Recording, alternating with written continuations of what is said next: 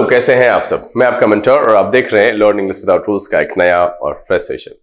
आज यहां पर उपस्थित हुए हैं आपके एक बहुप्रतीक्षित एपिसोड के साथ। जी हां, बात कर रहे हैं एरर स्पॉटिंग प्रीवियस ईयर की।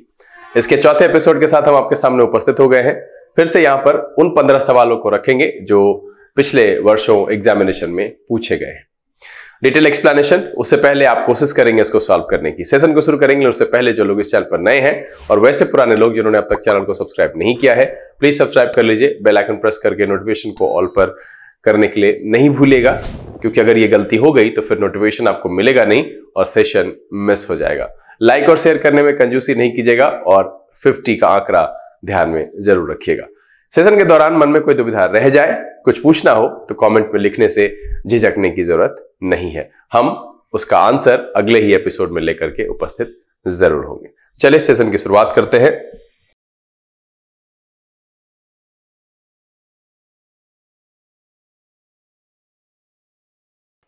लर्न इंग्लिश विदाउट रूल्स के सेशन में एक बार फिर से आप सबका तहे दिल से स्वागत है। उम्मीद है आप सब तैयार हैं।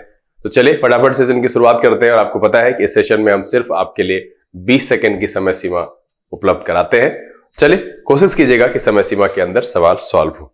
अगला सवाल और आपका समय शुरू होता है अब।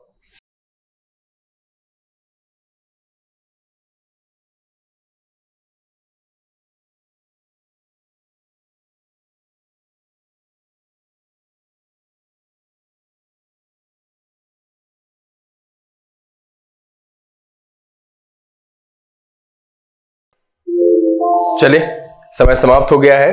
थोड़ा सा ट्रिकी क्वेश्चन है, ऐसे पढ़ने में आपको ठीक ही लगा होगा, जैसा कि आप अंदाजा लगाते हैं कि हाँ ठीक लग रहा है पढ़ने में या नहीं लग रहा है।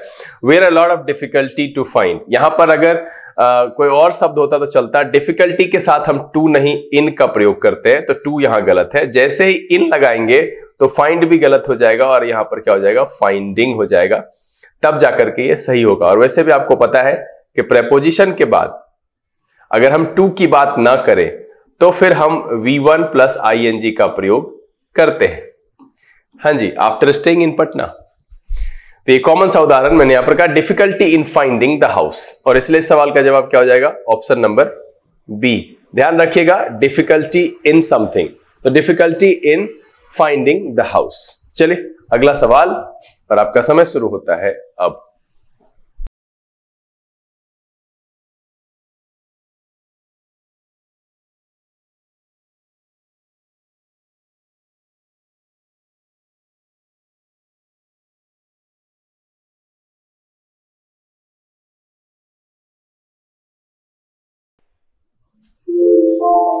चलिए समय समाप्त हो चुका है। यहां पर देखिए कि अगर इस सवाल को पढ़ेंगे तो मैंने आपको बताया था कि एज वेल एज से अगर हम दो सब्जेक्ट को ऐड करते हैं तो मेरा जो ओरिजिनल सब्जेक्ट होता है वो पहले वाला होता है। पेशेंस सिंगुलर है, यहां आर नहीं होना चाहिए, यहां होना चाहिए is. Patience as well as perseverance is necessary for success. क्या है कि अगर हम एक सब्जेक्ट को यूज करें, साथ में एज वेल एज को यूज करें और फिर यहां पर दूसरा सब्जेक्ट रखें, तो मेरा जो वर्ब होता है वो सिंगुलर या प्लूरल पहले वाले के हिसाब से होता है। जैसे ही as well as I is, ठीक है, अ प्लेयर। सिंपल है। अब ये क्यों हुआ इज, क्योंकि वो ही के हिसाब से आया है। इस बात को मैंने शॉर्ट्स के माध्यम से भी आप तक पहुंचाने की कोशिश की थी। ध्यान अगर हो तो आपको याद होगा, इसलिए यहां पर जो सवाल का जवाब हो गया वो हो गया ऑप्शन नंबर बी। हमको क्या करना है, आर को इज में बदलना है। चलिए अगला सवाल और आपका समय शुरू होता है अब।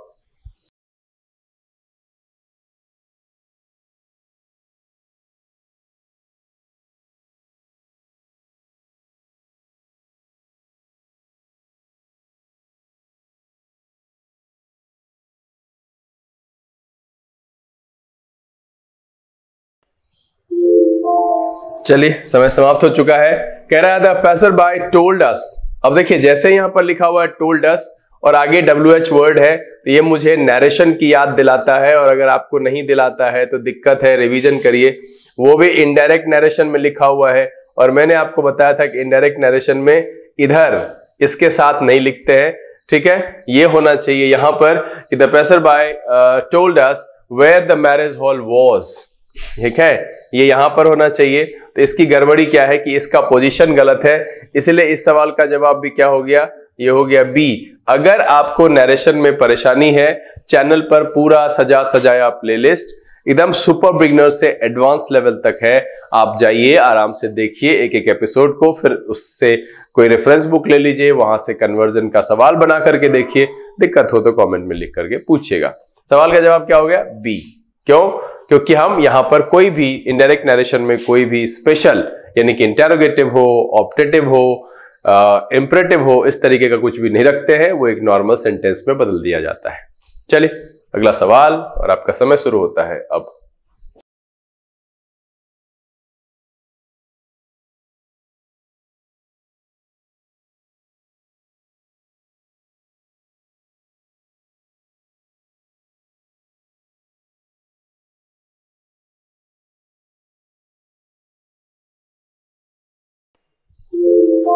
चलिए समय समाप्त हो चुका है।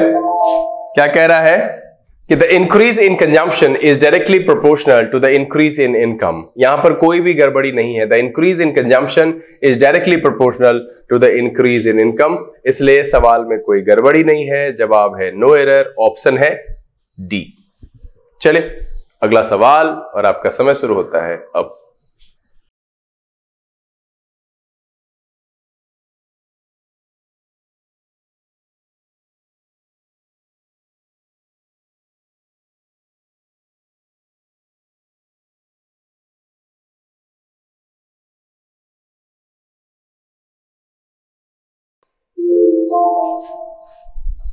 चलिए देखा जाए, कह रहा है in Singapore my brother in law with his wife were present. अब देखिए यहां पर क्या है, ये मैंने पिछले दिन चर्चा की है, ये है प्रेपोजिशन, ठीक है, यहां पर भी एक नाउन है, यहां पर भी एक नाउन है। तो आपको एनपीएन का फॉर्मूला याद आ रहा होगा, अगर नहीं याद आ रहा है तो रिवीजन करने की जरूरत है, पिछले एपिसोड को देखने की जरूरत है। तो मेरा ब्रदर इन लॉ सब्जेक्ट है, सिंगुलर है, यहां होना चाहिए वॉज। याद रखना है एनपीएन में पहला सिंगुलर या प्लूरल नाउन डिसाइड करता है कि वर्ब सिंगुलर या प्लूरल होगा। मतलब ये है कि पहले वाले के हिसाब से होता है, ये दोनों जोड़ता नहीं है। तो इसलिए इस सवाल का जवाब क्या हो गया, ऑप्शन नंबर सी।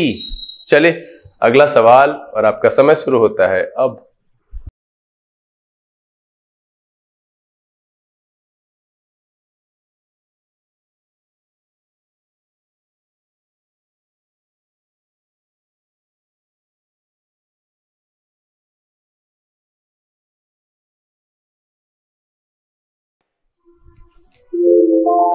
चलिए बहुत ही आसान सवाल है ये, अगर आपसे नहीं बना है दैट मीन्स पीछे जो पढ़ चुके हैं आपको उसको रिवीजन करने की जरूरत है। कह रहा hardly had I arrived then.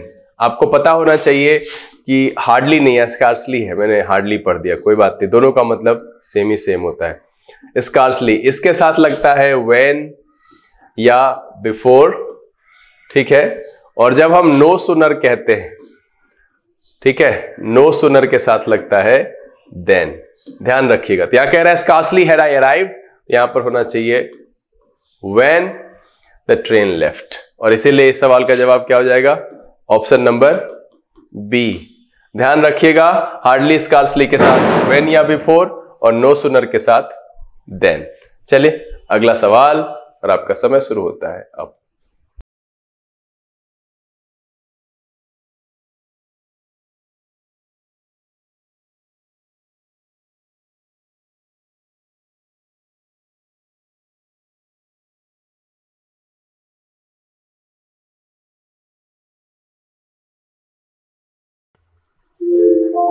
चलिए समय समाप्त हो गया। कह रहा the reason why he was rejected was that. यहां पर फिर से ये डबल डबल बिकॉज लिखने की जरूरत नहीं है, यहां पर सेंस को खराब करेगा।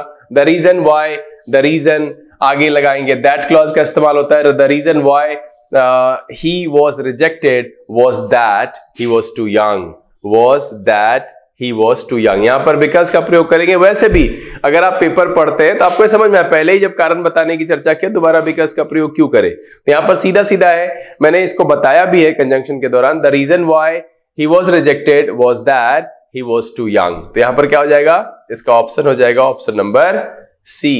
अगर कोई परेशानी रह जाती है, कुछ पूछना हो, विस्तार से जानकारी चाहिए तो कमेंट में लिख करके बताइएगा जरूर। चलिए अगला सवाल और आपका समय शुरू होता है अब।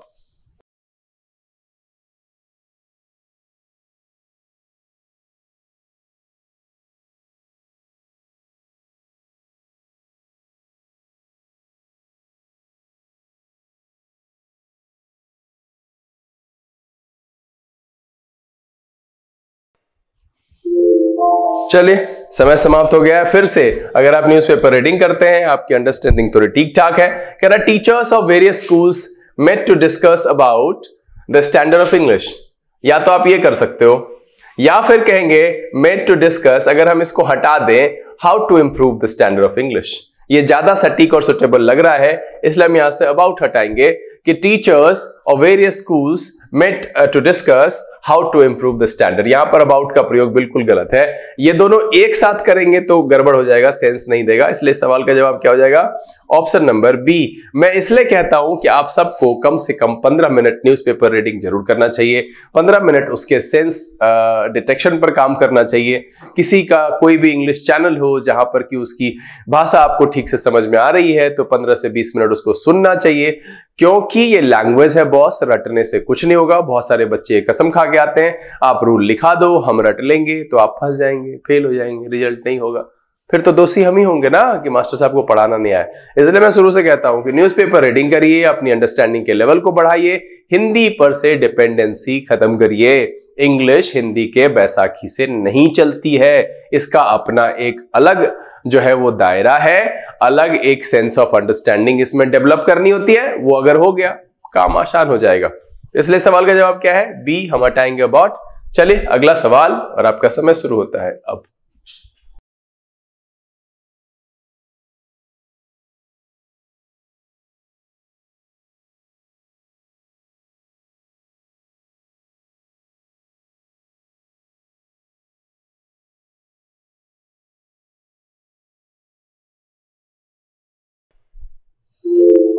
चलिए समाप्त समय। कह रहा है his tradition bound attitude had to be a constant source of dissatisfaction among the younger members of the family। क्या his tradition bound attitude had to be a constant source of dissatisfaction among the younger members of the family। यहां पर कोई गड़बड़ी नहीं है और इसीलिए इस सवाल का जवाब है नो एरर, और जो इसका ऑप्शन बनता है वो है ऑप्शन नंबर डी। सीधा कह रहा है his tradition bound attitude had to be a constant source of dissatisfaction among, चूंकि यहां पर बहुत सारे फैमिली मेंबर्स हैं, among the younger members of the family। चलिए अगला सवाल और आपका समय शुरू होता है अब।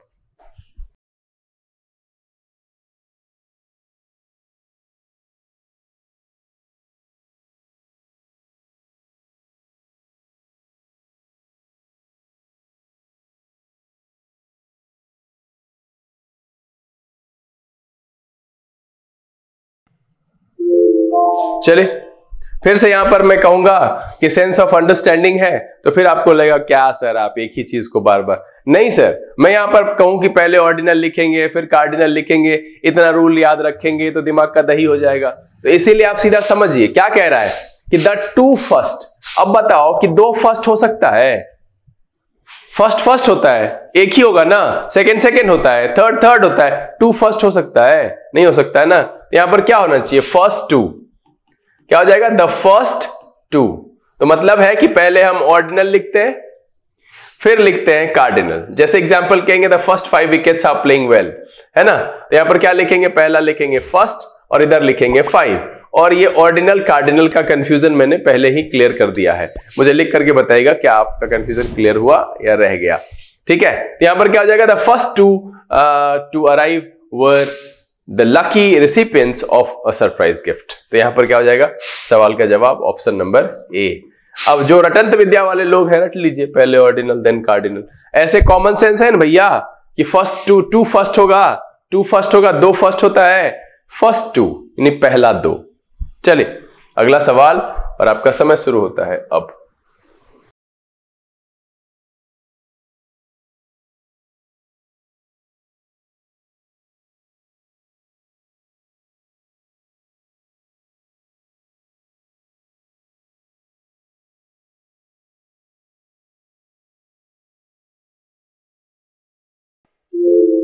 चलिए समय समाप्त हो चुका है। कह रहा है 2 hours have passed, यहां पर क्या है, हैज हैव प्लस V3।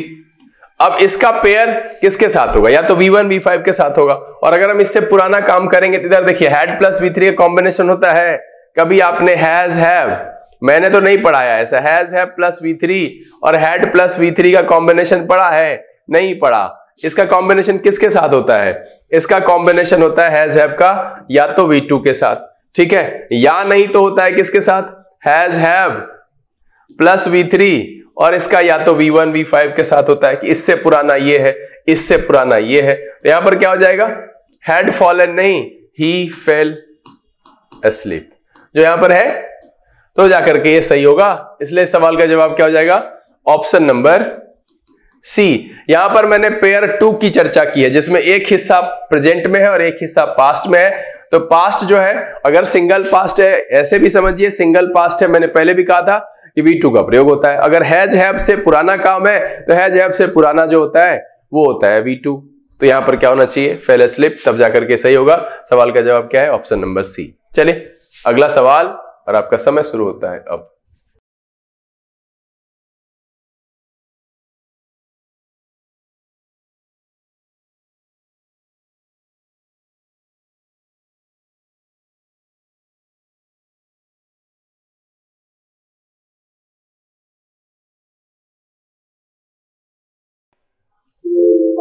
चलिए यहां पर देखिए सवाल कह रहा है having broken down the driver sent the car. अब देखिए यहां पर क्या है, ब्रोकन डाउन क्या हुआ है, कार के बारे में बात कर रहा है। इस तरीके से लिखेंगे तो फिर सब्जेक्ट ऑफ रेफरेंस की गड़बड़ी होगी कि having broken down the car was Saint, the car was Saint, तब जाकर के सही होगा। तो हैविंग ब्रोकन डाउन किसके लिए, कार के लिए। अब अगर हम यहां पर ड्राइवर लिख दिए तो मिसमैच नहीं होगा, सेंस खराब नहीं होगा। मैंने पहले भी कहा था कि सब्जेक्ट ऑफ रेफरेंस जो उसका रेफरेंस करे कि भैया वो सही होना चाहिए। मैंने कई बार इस पर एग्जांपल्स दिए हैं कई सारे एरर के एपिसोड में, और मिरर ऑफ कॉमनर के दौरान भी मैंने इसकी कई बार चर्चा की है। तो अगर अब तक आपने मिरर ऑफ कॉमनर के एपिसोड्स नहीं देखे हैं तो वहां जाइए, चैप्टर वाइज 4-4 टुकड़े में बांट करके बताया हुआ है। बहुत छोटा छोटा सेशन रहता है, 20-25 मिनट का रहता है। खुद से मेहनत नहीं करिएगा तो हम क्या करेंगे। मैं तो अपनी ड्यूटी कर रहा हूं। बहुत सारे लोग कहते थे थर आदमी है, छुट्टियों के दिन में कौन पढ़ाता है, मेरा भाई खुद बोलता है क्या जरूरत है, इतना नहीं पढ़ाना चाहिए। भाई साहब कोई समय इंतजार नहीं करता किसी के लिए, ठीक है, सिंपल है, दुनिया चलती रहती है। आप फेस्टिवल बनाओ, मैं कहां कह रहा हूं कि मत बनाओ, एंजॉय करो, खूब खाओ, खूब मस्ती करो, लेकिन पढ़ो भी, बहुत जरूरी है ना। स्नान छोड़ दिया, सोना छोड़ दिया, दोस्तों से गप्पे सप्पे मारना छोड़ दिया, सब कुछ नहीं छोड़ा, पढ़ाई क्यों छोड़ रहे हो, जरूरी है ध्यान देना। इसलिए क्या हो जाएगा इस सवाल का जवाब, option number B. Subject of reference हमको ठीक करना पड़ेगा। Having broken down the car was sent by the driver to the garage, तब जाकर के होगा गैराज, तब जाकर के सही होगा। Having broken down the car was Saint. अब यहां पर क्या हो गया ना कि सब्जेक्ट ऑफ रेफरेंस भी मेरा इसके साथ मैच कर गया कि ब्रोकन डाउन होने के बाद क्या हुआ, the car was sent by the driver to the garage, तब जाकर के सही होगा। इसलिए सवाल का जवाब है बी। चलिए अगला सवाल, और आपका समय शुरू होता है अब।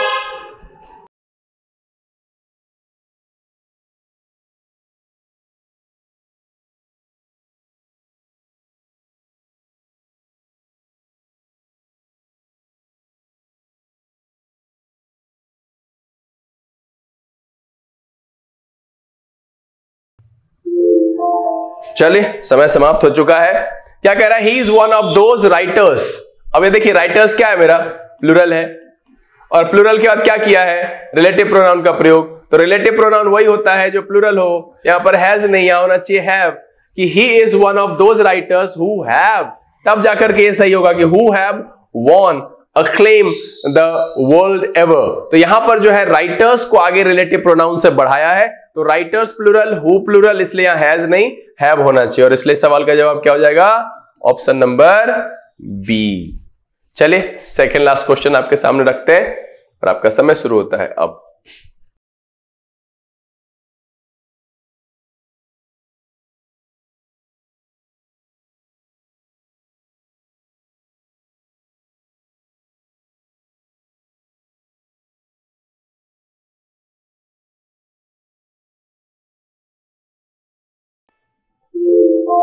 चलिए समय समाप्त हो गया है। कह रहा है the machine will not do the work except give the order. यहां पर एक्सेप्ट ठीक लग रहा है, यहां होना चाहिए रादर, ठीक है, तब जाकर के सेंस आएगा। रादर का मतलब होता है इंस्टीड ऑफ, है ना, रादर का मतलब होता है इंस्टीड ऑफ। सिंपल है, the machine will not do the work rather give the order. Simple कहानी है, तब जाके सेंस आएगा। एक्सेप्ट का कोई सेंस ही नहीं आ रहा है, इसलिए सवाल का जवाब क्या हो जाएगा? Option number C. इतने डिटेल में समझाने की यहां पर कोई जरूरत ही नहीं है। एक्सेप्ट वैसे भी पढ़कर गड़बड़ लग रहा है कि the machine will not do the work except give the order, नहीं, रादर गिव द ऑर्डर। चलिए आखिरी सवाल और आपका समय शुरू होता है अब।